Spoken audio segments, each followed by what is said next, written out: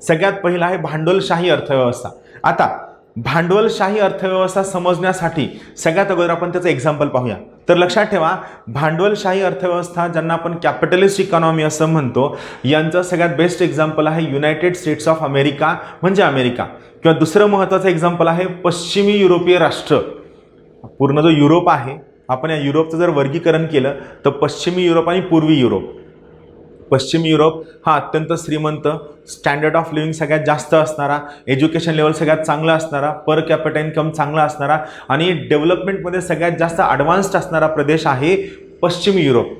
तर पूर्वी युरोप हा सेम भारतासारखा आहे, गरिबी जातपात सगळं त्यांच्याकडे आपल्यासारखं. फक्त काय आहे, ते रंगानं गोरे तर आपण रंगानं काळे, एवढा एक बेसिक फरक आहे. बाकी पूर्वी युरोप आणि भारतामध्ये असंच काहीही फरक नाही. आणि थोडाफार फरक लोकसंख्येचा, आपली लोकसंख्या भरमसाठ आहे, त्यांची लोकसंख्या थोडीफार कमी आहे.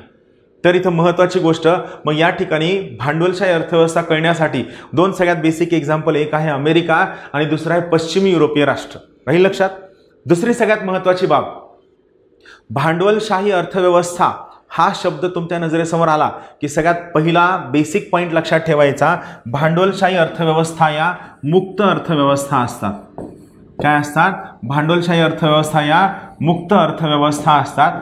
आणि या भांडवलशाही अर्थव्यवस्थांमध्ये सगळ्यात महत्त्वाची बाब लक्षात ठेवा, सरकारी नियंत्रण कमीत कमी असतं. काय आहे? सरकारी नियंत्रण हे कमीत कमी असतं, हे लक्षात ठेवा. राहील लक्षात. दोन गोष्टी लक्षात ठेवा, भांडवलशाही अर्थव्यवस्था या मुक्त अर्थव्यवस्था असतात, ज्यामध्ये भांडवलाचं, तंत्रज्ञानाचं, लेबरचं, वस्तूंचं आणि सेवांचं मुक्तपणे सहज एका देशामधनं दुसऱ्या देशामध्ये येणं जाणं, आयात निर्यात होत असते. सरकारचं नियंत्रण कमीत कमी असतं आणि जवळपास सर्वच्या सर्व अर्थव्यवस्था ही खाजगी असते. आणि खाजगी उद्योगधंदे किंवा ज्याला आपण मार्केट म्हणतो, बाजार म्हणतो, या बाजाराचं पूर्ण अर्थव्यवस्थेवर पूर्ण नियंत्रण असतं. बाजार अधिष्ठित अर्थव्यवस्था असं सुद्धा आपण भांडवलशाही अर्थव्यवस्थांना म्हणू शकतो. परत एकदा शब्द सांगतो, बाजार अधिष्ठित अर्थव्यवस्था, बाजाराधिष्ठित अर्थव्यवस्था किंवा इंग्लिशमध्ये आपण याला म्हणू शकतो मार्केट कंट्रोल्ड इकॉनॉमी.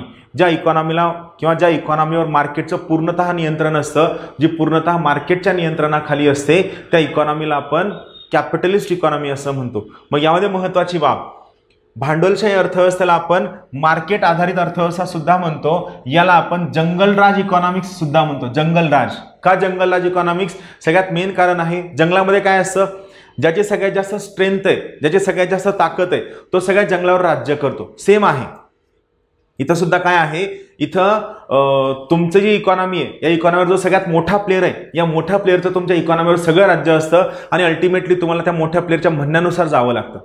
सोपा कन्सेप्ट आहे ना. तुम्ही स्वतः बघा ना, तुम्हाला प्रचंड आनंद मिळाला जिओचे नेटवर्क फ्रीमध्ये मिळालं, बरोबर आहे. आपल्या नवीन सरकारनं आलं, जिओला एवढं प्रमोट केलं, सगळं भारी तुम्हाला वाटतं, बरोबर आहे. आणि त्यात परत तुमच्यापैकी काही लोकांचं म्हणणं आहे की मुकेश अंबानी हा किती दानशूर आहे, जिओ किती दानशूर आहे, की जिओनं काय केलंय, तुम्हाला 500 रुपयामध्ये 3 महिने एवढा मोठा GB डेटा दिलाय.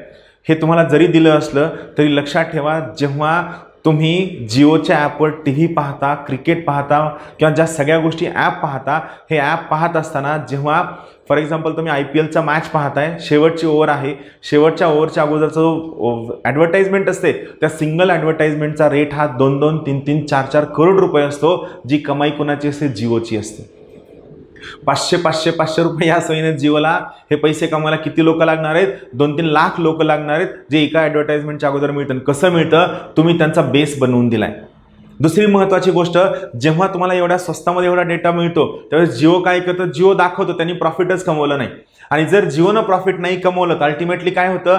मला सांगा, तुम्ही टॅक्स कुणावर लावता? ज्यानं प्रॉफिट कमवलं त्याच्यावर टॅक्स लावता का दुसऱ्यांवर टॅक्स लावता? नाही, ज्यानं प्रॉफिट कमवलं त्याच्यावर टॅक्स लावता. जर जिओ त्यानं प्रॉफिट कमवलंच नाही असं दाखवत असेल तर सरकार त्यावर टॅक्स लावू शकेल का? नाही. जर सरकारनं टॅक्स नाही लावला तर सरकार, तुम्हाला वाटतं की काय फरक पडतो, मी कुठं टॅक्स भरतो? असं नाही. आपण प्रत्येकजण टॅक्स भरताना आपल्या प्रत्येकाला टॅक्स महत्त्वाचा असतो. कारण जर सरकारला टॅक्स मिळाला नाही, जर सरकारला महसूल मिळाला नाही, तर उद्या भविष्यामध्ये तुम्हाला हे जे रस्ते हवे आहेत, हॉस्पिटल्स हवे आहेत, व्हेंटिलेटर्स हवे आहेत, रेमडेसिवीर विकत घ्यायचं, यासाठी असणारा सरकारकडे महसूल असणार नाही. लक्षात ठेवा मित्रांनो, there are no free lunches in this market. इथं कुठेही फुकटमध्ये जेवण मिळत नाही. प्रत्येक गोष्टीची किंमत तुमच्याकडनं प्रत्यक्ष अप्रत्यक्षरित्या वसूल केली जाते. फक्त काय असतं की तुम्हाला दाखवताना असं दाखवलं जातं की तुम्ही खुश व्हावं. आलं लक्षात.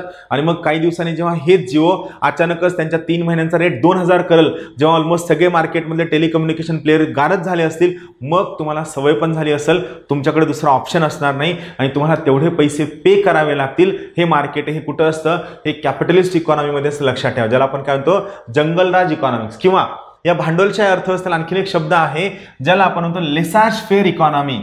लेसाज फेअर इकॉनॉमी तुम्हाला आठवतं, कालच्या लेक्चरमध्ये मी तुम्हाला जगाचा आर्थिक इतिहास समजावून सांगताना लेसाज फेअर इकॉनॉमी म्हणजे काय समजावून सांगितले. तर इथं काय लक्षात ठेवायचंय, याला आपण लेसाज फेअर इकॉनॉमी असं म्हणतो. लेसाज फेअर इकॉनॉमी म्हणजे काय, ज्या अर्थव्यवस्थेमध्ये सरकारचा किंवा सरकारी यंत्रणांचा कमीत कमी हस्तक्षेप असतो, त्या सर्व अर्थव्यवस्थांना आपण काय म्हणतो, लेसाज फेअर इकॉनॉमी. किंवा आणखी एक दुसरा शब्द आपण वापरतो, फ्री इकॉनॉमी. म्हणजे काय, मुक्त अर्थव्यवस्था हा शब्द वापरतो. लेसाज फेअर इकॉनॉमी, फ्री इकॉनॉमी किंवा मुक्त अर्थव्यवस्था हा शब्द वापरतो. सगळ्यात महत्त्वाची गोष्ट, भांडवलशाही अर्थव्यवस्थांमध्ये खाजगी उद्योगधंदे सरकारी हस्तक्षेप कमीत कमी असतो. तुम्ही जर तुमचा एखादा मित्र अमेरिकेत सध्या राहायला असेल, त्याला विचारा की अमेरिकेमध्ये मेडिकलचा खर्च किती आहे. एक जस्ट सिंपल एक्झाम्पल सांगतो, जर एखाद्याला सर्दी झाली आणि जर त्याला वाटतं की मला हॉस्पिटलमध्ये जाऊन ट्रीटमेंट घ्यायची आहे, तर सर्दी झाल्यानंतर नॉर्मलचा खर्च असतो $200 ते $250. $200 ते $250, $200 जरी कन्सिडर केलं, 200 गुणिले 70 म्हणजे जवळपास तुम्हाला त्यासाठी किती पे करावे लागतील, तुम्हाला जवळपास 14,000 रुपये पे करावे लागतील. बरोबर आहे. 200 गुणिले 70, 7 दोन्ही 14, तुम्हाला 14,000 रुपये पे करावे लागतील फक्त सर्दी झाली तर. कुठं, अमेरिकेमध्ये. हां, ह्या सगळ्या गोष्टी इन्शुरन्सनं कव्हर केलेल्या असल्या तरी सुद्धा लक्षात ठेवा, भांडवलशाही अर्थव्यवस्थांमध्ये मार्केटचा पगडा एवढा जास्त असतो की ते स्वतः मार्केटमधल्या किमती ठरवतात.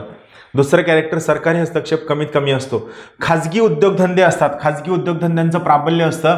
आणि सगळ्यात महत्त्वाची गोष्ट, या उद्योगधंद्यांचा जो मेन उद्देश असतो, स्ट्रॉंग प्रॉफिट मेकिंग उद्देश असतो. म्हणजे यांचं म्हणणं असतं मला मॅक्सिमम प्रॉफिट कमवायचे, जेवढं शक्य असेल तेवढं मला मॅक्सिमम प्रॉफिट कमवायचे, हे यांचं म्हणणं असतं. भांडवलशाही अर्थव्यवस्थेमध्ये मार्केट आधारित नियोजन असतं. म्हणजे या ठिकाणी जी काय प्लॅनिंग केली जाईल, जसं आपल्या पंचवार्षिक योजना होत्या बघा, बरोबर आहे. तर भांडवलशाही अर्थव्यवस्थांमध्ये जे काय थोडंफार नियोजन केलं जाईल, हे सर्वच्या सर्व नियोजन कशावर आधारित असतं, हे सर्वच्या सर्व नियोजन मार्केटवर आधारित असतं. मार्केटच्या कलानुसार, मार्केटच्या फोर्सेसनुसार, मार्केटमधील प्लेयर्सच्या म्हणण्यानुसार, खाजगी क्षेत्रांचं काय म्हणणं आहे, या खाजगी क्षेत्राच्या मनमानी पद्धतीनुसार खूपदा भांडवलशाही अर्थव्यवस्थांमध्ये नियोजन केलं जातं, हे लक्षात ठेवा. त्यानंतर भांडवलशाही अर्थव्यवस्थांमध्ये जी किंमत आहे, किंमत कशी ठरते, मागणी पुरवठ्यानुसार ठरते, डिमांड सप्लायनुसार ठरते. सरकारचं या प्रकारच्या किमती ठरवत असताना त्यामध्ये कोणताही हस्तक्षेप नसतो. सर्वच्या सर्व किमती या कशानुसार ठरतात, मागणी पुरवठ्यानुसार ठरतात. एखाद्या वस्तूची मागणी खूप जास्त झाली, किमती ऑटोमॅटिकली वाढणार. पुरवठा कमी झाला, किमती परत एकदा वाढणार. मागणी कमी झाली, किमती कमी होणार. म्हणजेच काय, किमती या कशा ठरतात, किमती या मार्केट फोर्सेसनुसार ठरतात. मार्केट काय म्हणतं त्यानुसार किमती ठरतात. भारतामध्ये जसं आहे, काही वस्तू आणि सेवांच्या किमती सरकार स्वतः ठरवतं, सरकार त्यावर बंधनं घालतं. या प्रकारची बंधनं अमेरिकेमध्ये सरकार घालू शकत नाही.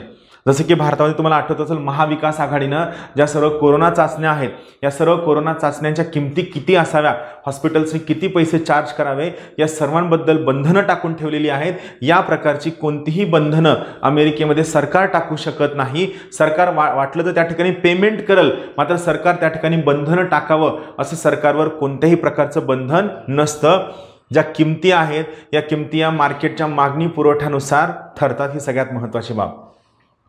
भांडवलशाही अर्थव्यवस्थेचा सगळ्यात मेन उद्दिष्ट असतो नफा कमविणे, मॅक्सिमम नफा कमविणे त्यांचा उद्दिष्ट असतो. बेस्ट एक्झाम्पल आहे OECD कंट्रीज, OECD देश. OECD म्हणजे काय, organisation for economic cooperation and development, याला आपण OECD असं म्हणतो. OECD देशांचा जो ग्रुप आहे, हा भांडवलशाही देशांचा ग्रुप आहे, ज्यामध्ये जगातील अत्यंत श्रीमंत इंडस्ट्रियल कंट्रीज, म्हणजे काय, औद्योगिक देश, म्हणजे ज्या देशांची अर्थव्यवस्था शेतीच्या ऐवजी मॅक्सिमम इंडस्ट्रीजवर असते, त्या देशांचा समावेश या OECD कंट्रीजमध्ये होतो. OECDचे हेडक्वार्टर लक्षात ठेवा, OECDचे हेडक्वार्टर पॅरिस इथे आहे. राईट. हा श्रीमंत देशांचा गट आहे किंवा G7 कंट्रीज हे सुद्धा कशाचा भाग आहे, भांडवलशाही देशांचा एक्झाम्पल आहे.